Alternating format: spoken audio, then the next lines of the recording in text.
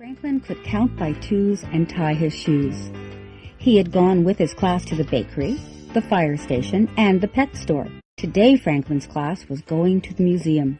Franklin was so excited that he could hardly eat his breakfast. The museum had lots of steps and huge doors. "Wow! It's big," said Franklin.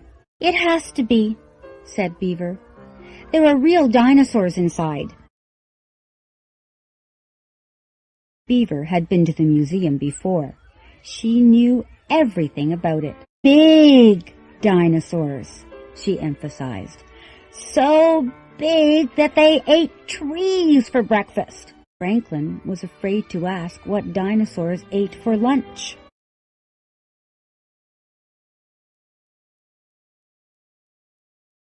Franklin sat down on the steps. "What's wrong?"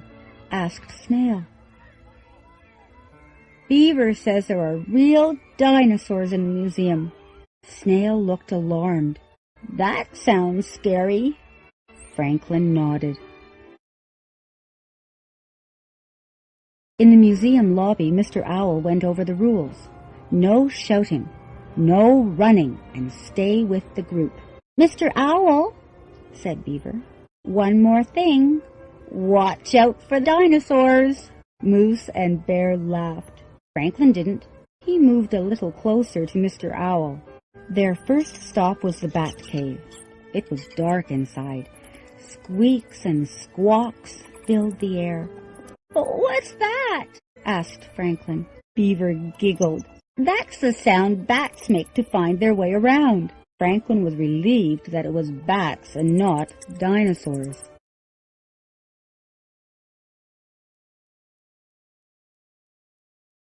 The class visited the rainforest next. Franklin climbed high into a treehouse. He could see the tops of trees.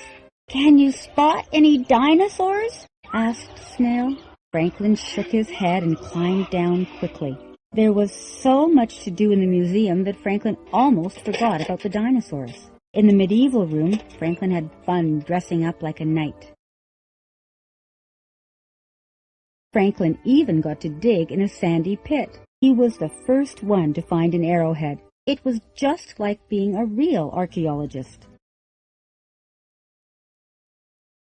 "The best part is still to come," said Beaver as they sat down in the cafeteria.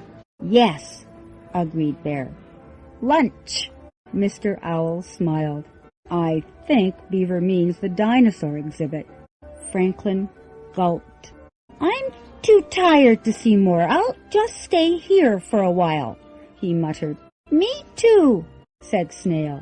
"You'll forget about being tired when you see the dinosaurs," said Mr. Owl. "Eat up and let's go."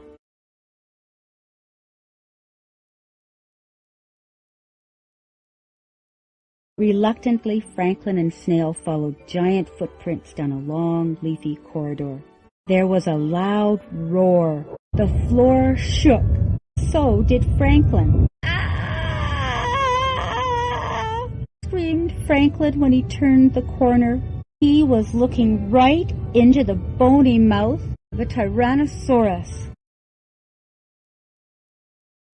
Franklin blinked. "They're bones! Real dinosaur bones! But the dinosaurs aren't alive." "Alive?" giggled Beaver. "Of course not! There hasn't been a live dinosaur for millions of years." "You make good jokes, Franklin." "You sure do," whispered Snail.